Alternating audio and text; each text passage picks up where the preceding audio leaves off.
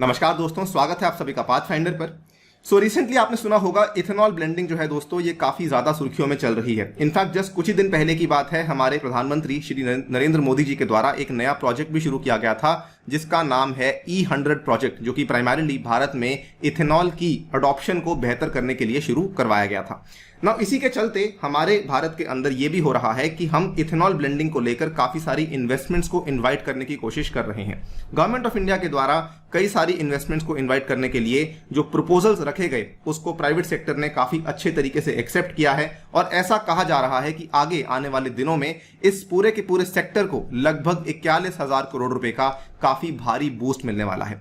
तो इसके बारे में तो बात करेंगे ही करेंगे कि एग्जैक्टली ये खबर क्या है, लेकिन साथ ही में ये भी बात करेंगे कि इंडियन गवर्नमेंट के द्वारा इथेनॉल ब्लेंडिंग को बढ़ावा देने के लिए क्या क्या और कदम लिए जा रहे हैं। ऑल्सो बात करेंगे इथेनॉल ब्लेंडिंग के क्या क्या फायदे होते हैं जिसकी वजह से हम सडनली इस सेक्टर में इतना ज्यादा इंटरेस्टेड हो चुके हैं। चलिए स्टार्ट करते हैं मेरे साथ। मेरा नाम है अनिरुद्ध। यदि आप लोग इस लेक्चर की पीडीएफ को डाउनलोड करना चाहते हैं तो यहाँ पर दिए गए टेलीग्राम चैनल से कर सकते हैं। ऑल्सो आप मुझसे अगर संपर्क भी करना चाहते हैं तो यहाँ पर मेरी कॉन्टैक्ट डिटेल्स शेयर करी हुई है, वहां पर भी आप मुझसे जाकर संपर्क कर सकते हैं। ऑल्सो यदि आप लोग मुझसे सोशल मीडिया पर जुड़ना चाहते हैं तो ये वाला मेरा हैंडल है, इंस्टाग्राम और ट्विटर के माध्यम से यहाँ पर भी आप मुझसे जुड़ सकते हैं। राइट गाइज, वेरी ब्रीफली आपको बता दूं इथेनॉल ब्लेंडिंग क्या होता है और इसका मेन फायदा क्या है। देखिए, इथेनॉल ब्लेंडिंग जैसा इसका नाम है, किसी भी तरह का आपका जो भी ईंधन होता है, मान लीजिए पेट्रोल है या फिर कोई भी तरह का और गैसोलीन है, उसके अंदर अगर हम लोग इथेनॉल की ब्लेंडिंग करते हैं उस प्रोसेस को कहा जाता है इथेनॉल ब्लेंडिंग। ठीक है, अब इस इथेनॉल ब्लेंडिंग के करने का मेन मकसद क्या है कि बेसिकली जो आपके फ्यूल्स हैं इनकी एनर्जी एफिशिएंसी काफी ज्यादा बढ़ सकती है। सबसे बड़ा फायदा यहां पर क्यों देखने को मिलता है, बिकॉज इथेनॉल का जो मॉलिक्यूल है इसके अंदर ऑक्सीजन की जो मात्रा है ये ज्यादा होती है। क्योंकि ऑक्सीजन की मात्रा ज्यादा होती है, इसके चलते इसकी जो कंबशन है ये थोड़ी आसान तरीके से हो जाती है। अगर कंबशन आसान तरीके से हो जाती है, इसका मतलब इसके निकलने वाले जो एमिशंस हैं, इससे निकलने वाले जो उत्सर्जन है वो थोड़े से कम होते हैं, जिसकी वजह से आपका जो एनवायरमेंटल पोल्यूशन है, जो प्रदूषण है, ये और ज्यादा गिर जाता है। This is the biggest advantage जो कि इथेनॉल ब्लेंडिंग आपको ऑफर करता है। नाउ इसी एडवांटेज में एक और एडवांटेज ऐड हो जाती है और वो ये है कि इथेनॉल की सोर्सिंग करना, यानी कि इथेनॉल की अवेलेबिलिटी ये भी काफी आसान तरीके से मिल जाती है। क्योंकि अगर आप देखेंगे भारत में जितनी भी शुगर मिल्स हैं वहां पर फर्मेंटेशन जब शुगर की होती है तो उसमें आपको इथेनॉल भी प्रोड्यूस होता ही होता है, यानी कि वहां पर भी आपको एक तरीके से बाय प्रोडक्ट के रूप में ये आसानी से अवेलेबल हो जाता है, जिसकी वजह से इथेनॉल ब्लेंडिंग काफी ज्यादा पॉपुलर हो चुकी है। नाउ गवर्नमेंट ऑफ इंडिया ने इस चीज में क्या किया था, देखिए आज से लगभग 15-16 साल पहले की बात है, 2003 की प्रिसाइजली बात है, जब इथेनॉल ब्लेंडिंग प्रोग्राम को शुरुआत किया गया था और इस प्रोग्राम की लॉन्चिंग करी गई थी। इसके बाद हमने हमारे टारगेट्स को बढ़ाते रहे। हमने एक टाइम पे ये कहा कि हमारा टारगेट है कि हम 5% इथेनॉल ब्लेंडिंग करेंगे, फिर हमने कहा कि 10% करेंगे, फिर कहा कि 20% करेंगे। अब उसमें हमारे टारगेट्स क्या थे, हमारा टारगेट बेसिकली ये था कि हम E10 फ्यूल सप्लाई करेंगे बाय अप्रैल 2022। जब मैं कह रहा हूं E10 का मतलब कि उसमें इथेनॉल की ब्लेंडिंग 10% होगी, और साथ में ये कहा गया था कि हम E20 का टारगेट अचीव करेंगे बाय अप्रैल 2030। इस टारगेट को दोस्तों हमने कम करके अप्रैल 2025 कर दिया है, जस्ट अभी 2-3 हफ्ते पहले की ही बात है। और अगर हम बात करें कि आज का स्टेटस क्या है, तो आज के टाइम पर हमारा जो इथेनॉल का ब्लेंडिंग हो रहा है ये 8.5% का हो रहा है, यानी कि हमने लगभग जो 10% वाला हमारा टारगेट है उसके तो नजदीक हम पहुंच चुके हैं, लेकिन 20% वाले टारगेट से हम थोड़ा सा अभी दूर हैं। बट इंपॉर्टेंट टू नोट, हमारा प्रोग्रेस इस सेक्टर में काफी अच्छे तरीके से चल रहा है। Coming to the latest development, जो यहां पर आपके सामने खबर है फाइनेंशियल एक्सप्रेस की, government eyes ₹40,000 crore investment in the ethanol production. ये वाली खबर जस्ट अभी थोड़े दिन पहले 16 जून को सामने आई थी, फाइनेंशियल एक्सप्रेस के द्वारा कवर करवाई गई थी।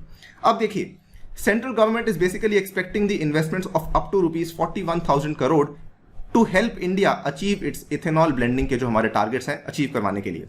इसमें प्रमुख रूप से 2 तरह की चीजें होने वाली हैं। भारत में जितनी भी इथेनॉल प्रोड्यूस करने वाली डिस्टिलरीज हैं, एक तो उनके अंदर कैपेसिटी एडिशन, यानी कि उनकी जो प्रोडक्शन की कैपेसिटीज है उसको बढ़ाया जाएगा। साथ ही में कुछ नई फर्म्स भी यहां पे लगाई जाएंगी जो कि इथेनॉल की डिस्टिलरी की तरह काम करने वाली हैं, यानी कि दोनों तरह के काम होने वाले हैं, एग्जिस्टिंग फर्म्स की कैपेसिटी को बढ़ाने का और जो नई फर्म्स को बनाए जाने का काम भी इस पर्टिकुलर इन्वेस्टमेंट के माध्यम से होने वाला है।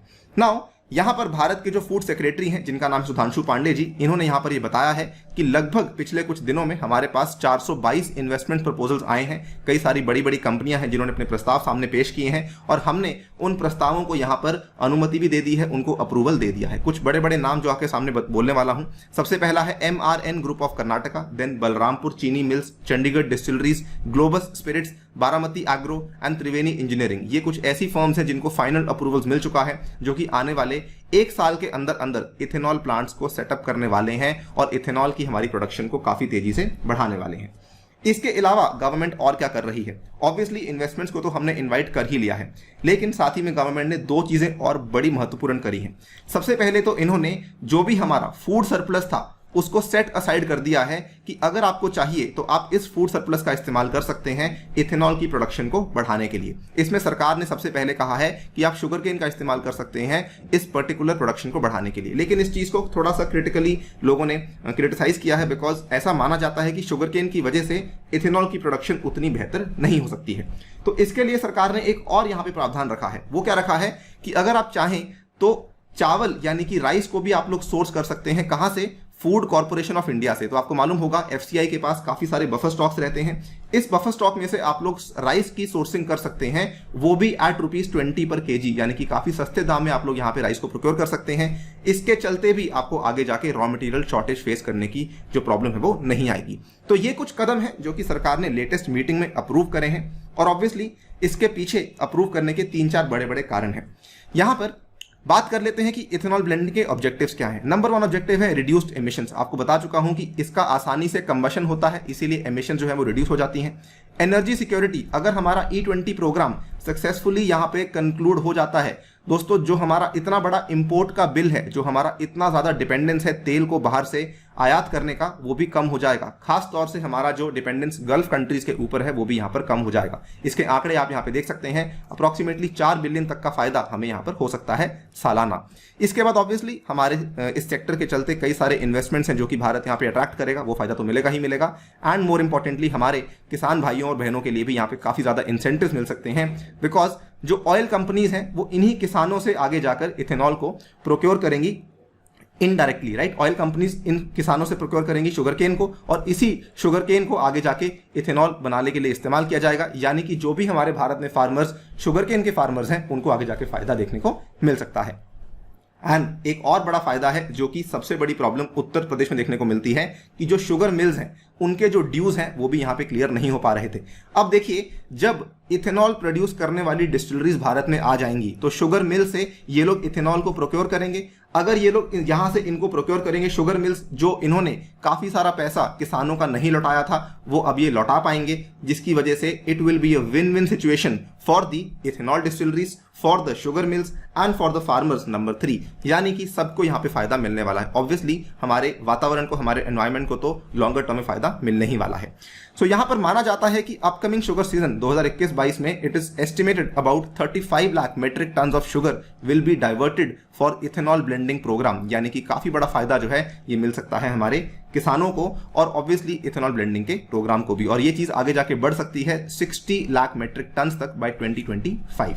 नाउ ये तो हुई बातें जो अभी कही गई हैं, लेकिन इसके पहले भी गवर्नमेंट काफी ज्यादा इंटरेस्टेड थी इस पर्टिकुलर प्रोग्राम में। क्या क्या स्टेप्स लिए गए हैं आपको बताना चाहूंगा। नंबर 1 स्टेप हमने लिया था दोस्तों नेशनल पॉलिसी ऑन बायोफ्यूल्स का।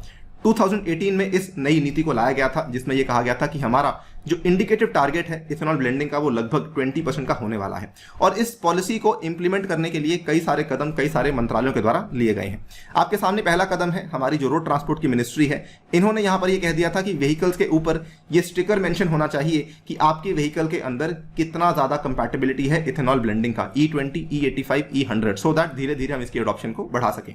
इसके अलावा गोबर्धन स्कीम जो कि अगेन इसी पॉलिसी के जस्ट कुछ ही दिन के बाद लॉन्च करी गई थी, galvanising organic bio agro resources. इसके चलते क्या था कि हम एक तरफ तो विलेजेस में जो साफ सुथरा है, जो साफ सफाई है उसको बढ़ाएंगे और साथ ही में जो वहां से हम गोबर को उठा रहे हैं हम उसी चीज से आगे जाकर कैटल और ऑर्गेनिक वेस्ट के माध्यम से भी हम लोग वेल्थ और एनर्जी को जनरेट करेंगे। ये भी एक तरीके से इथेनॉल प्रोड्यूस करने में काफी ज्यादा हेल्पफुल हो सकता है। इसके बाद जो रिसेंटली कदम लिया गया है इसको लेकर हमने सेपरेट वीडियो भी बनाई थी, that is the E100 pilot project, जिसकी की लॉन्चिंग अभी पुणे में करी गई है हमारे प्रधानमंत्री श्री मोदी जी के द्वारा। आप यहाँ पे देख सकते हैं 11 जून की यह खबर है। We also made a shorts on this, जिसमें कि इस पर्टिकुलर प्रोजेक्ट के बारे में थोड़ी जानकारी आपको प्रोवाइड करवाई गई है। अब दोस्तों इसमें एक अच्छी बात यह भी हुई है कि कई सारी स्टेट्स भी हैं जो कि यहाँ पे कई सारी पहलें ले रही हैं in order to become the ethanol hub. For example Bihar से ये खबर आई थी, लगभग आज से 3-4 महीने पहले की बात है। बिहार ने ये कहा था कि हम भी हमारी स्टेट के अंदर जो अल्कोहल है उसका बेहतर इस्तेमाल करना चाहते हैं, सो दैट हम लोग इथेनॉल के हब में अपने आप को तब्दील कर सकें। तो it remains to be seen कि आगे जाके और स्टेट्स क्या क्या यहाँ पे कदम लेती हैं, but thankfully and very very fortunately हमारी सेंट्रल गवर्नमेंट इस चीज को काफी अच्छे तरीके से पुश कर रही है, which is a very very good step. फिलहाल के लिए दोस्तों वीडियो में इतना ही। जाने से पहले आपको बताना चाहूंगा अनअकैडमी आपके लिए अपनी सब्सक्रिप्शन में अब एक और बेनिफिट लेकर आई है, जिसमें कि आपको 80 टेस्ट हर साल मिलने वाले हैं। अगर आप लोग 1 साल का सब्सक्रिप्शन लेते हैं तो इसमें आपको 50 टेस्ट प्रीलिम्स के और 30 टेस्ट मेंस के भी साथ में प्रोवाइड करवाए जाएंगे, which are totally free of cost. Market में इनकी कॉस्ट अलग से अगर आप लेते हैं तो अप्रॉक्सीमेटली 30,000 के आसपास पड़ती है, बट अनअकैडमी आपको ये चीजें सब कुछ फ्री में दे रही है। इसके अलावा कॉम्बो ऑफर फिलहाल अभी भी चल रहा है, लेकिन दोस्तों ध्यान रखिएगा इसका आखिरी दिन आज है, यानी कि जून 23 को ये वाला ऑफर समाप्त होने वाला है। अगर आपने नहीं लिया है जल्दी से जाएं, और ध्यान रखिए इसके ऊपर भी अगर आपको 10% का डिस्काउंट लेना है तो आपको मेरा कोड यूज करना होगा, दैट इज ANIUPSC। इसके साथ ही आपको 10% डिस्काउंट के साथ साथ मेरी पर्सनल गाइडेंस भी यहाँ पे अवेलेबल हो जाएगी। कोई भी आपको डाउट है मेरे टेलीग्राम चैनल पे दिए गए व्हाट्सएप नंबर पे आप मुझसे आकर संपर्क कर सकते हैं दोस्तों। इसके अलावा अगर आप देखें मुझसे इंडियन ज्योग्राफी पढ़ना चाहते हैं तो वो भी आपको इस कोर्स के अंदर मिल जाएगी। ये कोर्स फिलहाल चल रहा है, चाहे तो इसको आके आप लोग देख सकते हैं। इसके अलावा दोस्तों अनअकैडमी कॉम्बैट में हिस्सा ले सकते हैं, जो कि हर संडे को होता है, आने वाले संडे को भी होगा। You can use my code in order to enroll in the test. Thank you for listening guys. Stay tuned, stay safe and subscribe to Pathfinder.